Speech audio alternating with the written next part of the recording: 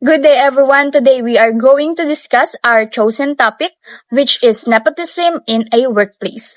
First, let me introduce my co-members, Serrano Iya, Introduction and Work Values Involved. The Asus Jamie, Solutions, Angeles Rhea, Ethical Framework. Guillermo Mica, Key Ethical Issues. Kapanashania, Reflections. Celosa Joanna, Stakeholder Analysis. And we are Group 7. Hope you learn more about nepotism. Introduction: Nepotism in a workplace is the act of giving jobs or promotion to relatives or friends instead of choosing the most qualified person. This means that the personal relationships are prioritized over qualifications, skills, and merit. Instead of focusing on who is the most capable of doing the job, the decision is influenced by personal connections. This situation becomes unfair because other employees or applicants may be more qualified, but they are not given the same opportunity.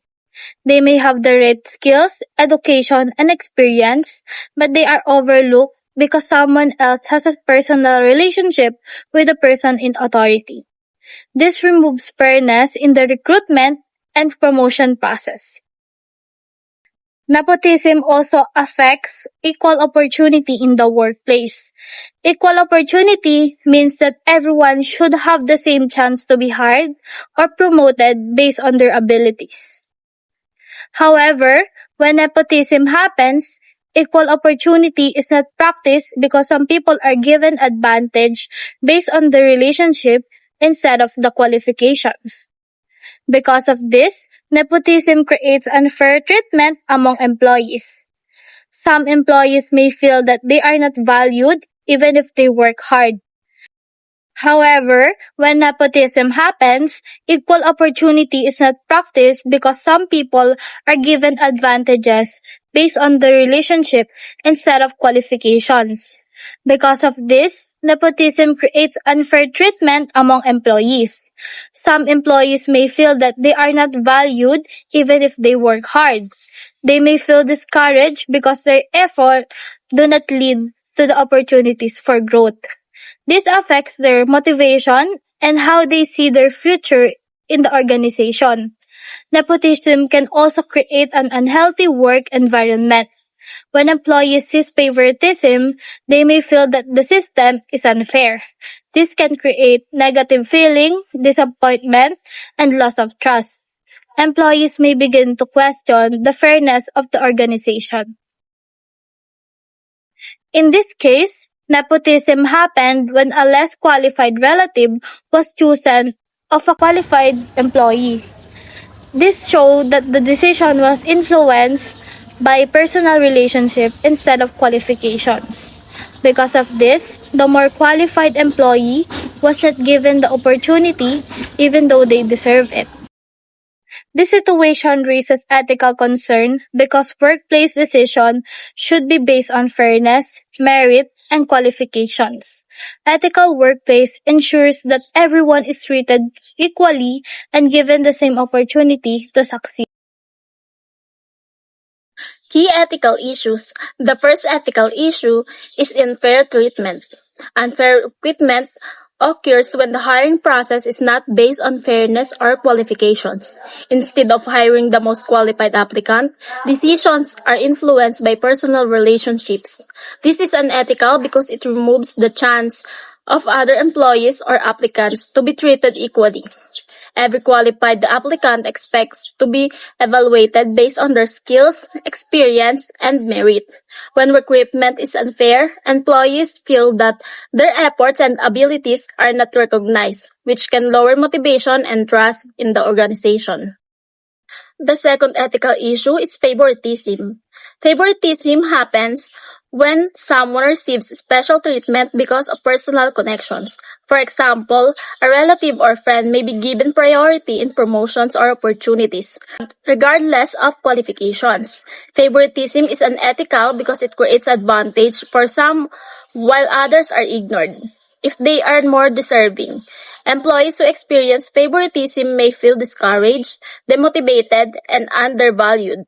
It also affects the overall workplace environment because employees may begin to doubt the fairness of decisions. The third ethical issue is inequality. Inequality arises when employees are not treated the same. Some employees receive opportunities, rewards, or recognition, while others do not. Inequality is unethical because it undermines fairness and equal treatment. Employees who feel that they are treated unfairly may lose motivation and confidence in their work. The fourth ethical issue is abuse of power. Abuse of power occurs when authority is used for personal gain. In this case, power is used to favor a relative or friend instead of making decisions based on merit. This is unethical because leaders have a responsibility to make fair decisions and objective decisions. When power is abused, it damages trust in management and can create conflict among employees. Stakeholder analysis. The first stakeholder is the qualified applicant. Qualified applicants expect that there are clear opportunities for advancements based on their skills, experience, and performance. They want to be evaluated fairly and to have an equal chance for promotion or recognition. When nepotism occurs, qualified applicants are overlooked, which can create frustration and disappointment. They may feel that their hard work and dedication are not valued, which can affect their motivation and performance in the workplace. Fair treatment is important so that very qualified applicant feels respected and appreciated. The second stakeholder is the employees. Other employees in the organization may experience unfair treatment if favoritism is present. They might notice that promotions or opportunities are given to certain people because of personal relationship rather than qualifications. This can lower their motivation and affect their engagement with their work. Employees may begin to feel discouraged or demoralized, thinking that their hard work does not matter. Working in an unfair environment can also create tension and conflict among employees, making teamwork and cooperation more difficult. The third stakeholder is favored employees. Often relatives or friends of those in power. While they are receiving opportunities, these employees may also face pressure.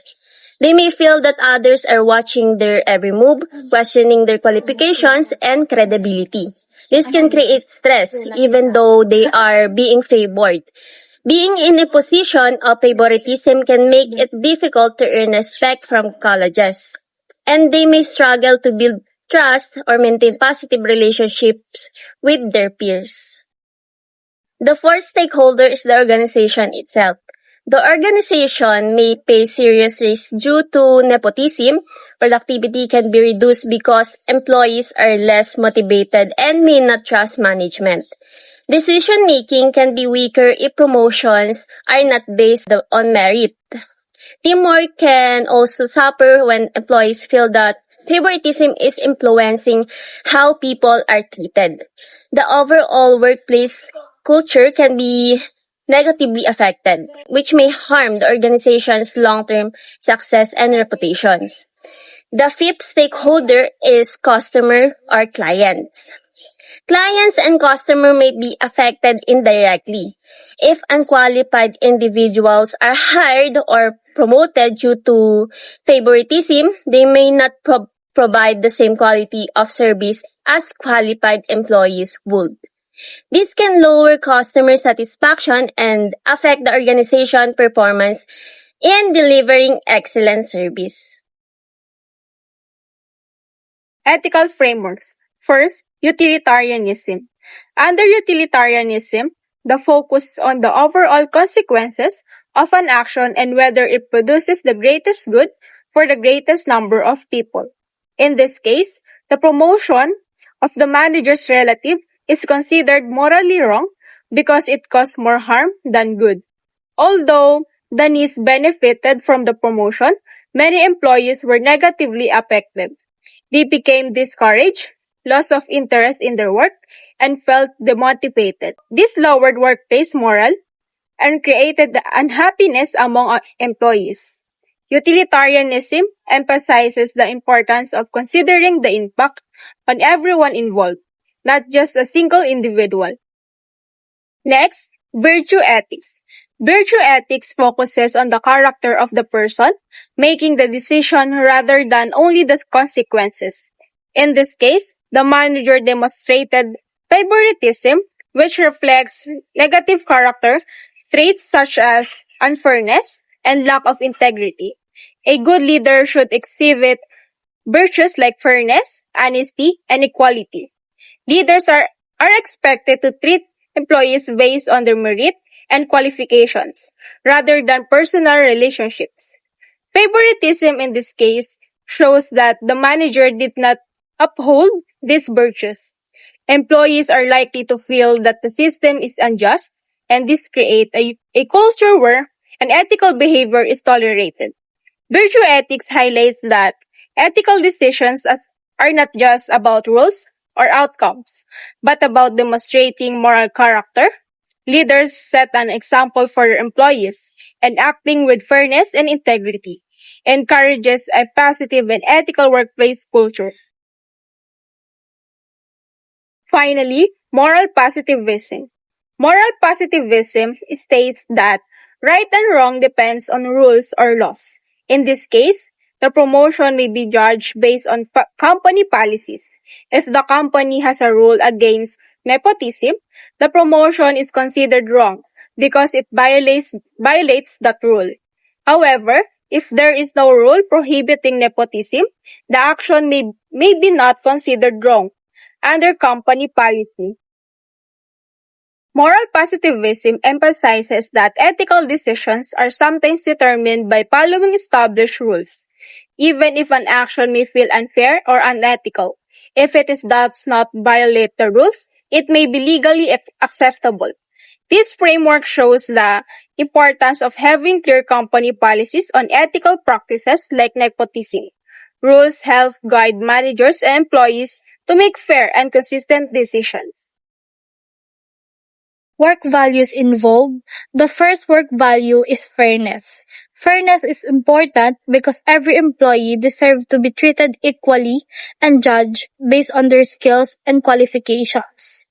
In this case, nepotism shows lack of fairness because the personal relationship were prioritized over merit. Employees expect that promotion and opportunities are given based on effort, ability, and performance. When fairness is ignored, employees may feel demotivated and undervalued. A workplace that promotes a fairness encourages trust, respect, and motivation among employees. The second work value is integrity. Integrity refers to honesty, consistency, and adherence to moral and ethical principles. Leaders and managers are expected to act with integrity when making decisions. In this case, favoritism demonstrates a lack of integrity because the manager allowed personal relationship to influence the professional decisions. Acting with integrity ensures that employees feel confident when they know their leaders make decisions and honesty and ethical responsibility. The third work is responsibility. Responsibility means being accountable for one's actions and decisions. Managers have a duty to ensure that their decisions do not harm the organization or its employees. In this case, promoting a relative over a more qualified employee show a failure to take a responsibility for maintaining fairness and ethical standards. Responsible leaders consider the impact of their decision on the team, the organization, and the other stakeholders. The fourth work value is respect. Respect in the workplace means valuing employees and treating them with dignity. When favoritism occurs, employees may feel that their efforts and qualifications are not respected. Respectful workplace create positive relationships, cooperations, and motivations. Employees are more likely to perform well and when they feel respected and valued for their contributions. The fifth work value is professionalism. Professionalism involves adhering the standards, performing duties effectively, and maintaining ethical behavior. Nepotism undermines professionalism because decisions are influenced by personal relationship rather than qualifications. Professional workplace ensure that all employees have equal opportunities to succeed and that the merit and skills are the basis for growth and recognition. At this time, I will be presenting the proposed solution to the issue of nepotism. The first solution is establishing a transparent recruitment process. Job vacancy should be advertised openly, and the required qualification should be clearly specified. This ensures that all applicants have equal access to the opportunity by making recruitment transparent. Organization eliminate backdoor hiring and favoritism. Employees and applicants can trust and that process is fair and that everyone has the same chance to compete based on their skills and experience. Transparent recruitment also increases confidence in the organization and reduces feelings of unfairness. The second solution is implementing anti-nepotism policies. These policies establish limit on the influence of family ties or personal relationship in the workplace. Anti-nepotism policies ensure that professionalism prevails over favoritism. They help create a culture where decisions are based on merit rather than relationships. Employees feel that justice is being upheld and that no one is receiving unfair advantages. The third solution is rotating leadership responsibilities. Sharing decision-making authority prevents one person from having too much control for an extended period. This reduces the risk that one leader could use their power to hire relatives or friends. Rotating responsibility also encourages transparency and allows different perspectives to influence important decisions. The fourth solution is strengthening human resources management policies. Effective HRM policies promote justice, accountability, and consistency. Proper HRM procedures in recruitment, selection, and promotion make employees feel safe and valued. Employees are more likely to trust the organization when they see the policies are fair and consistently applied. Strong HRM policies also reduce conflicts and improve overall workplace morale. The fifth solution is adopting performance-based promotion system. Promotions should be based on merit rather than relationships. When promotions are linked to performance, employees are motivated to work hard and improve their skills. This approach validates employees' efforts and encourages a culture of excellence. Merit-based promotions ensure that advancement is fair and that hard work is recognized and rewarded. In conclusion, nepotism prevention is more than just adhering to a set of rules. It is about building trust, protecting integrity, and ensuring that success is based on merit. When fairness is applied, it will be benefits both employees and the company. This case analysis clearly shows that favoritism based on personal relationship is both unethical and professional failure. When decisions are made based on who someone knows rather than their skills or qualifications, it creates unfairness in the workplace. Employees who work hard and may feel undervalued, while others gain advantages simply because of personal connections. These situations undermines trust, morale, and motivation within the organization. Nepotism also highlights the importance of fairness and equal opportunity. Ethical workplaces go beyond simply avoiding legal issues. It is not enough then an action is allowed or not prohibited by rules. Fairness must be actively promoted so that every employee has the same chance to succeed. Equal opportunity ensures that employees are evaluated based on their merit, knowledge, and effort, rather than their relationships. Strong work values are also essential. Values such as integrity, respect, professionalism, and responsibility help prevent unethical practices like nepotism. Upholding these values encourage employees to work hard, feel valued, and trust their organization. When employees see fairness and ethical behavior consistently applied, it strengthens the overall workplace environment. Finally, this case teaches that preventing nepotism benefits everyone. Employees feel confident that their efforts will be recognized, and the organization gains a stronger, more than ethical culture. Decisions based on merit rather than relationship help build trust, protect integrity, and promote motivation.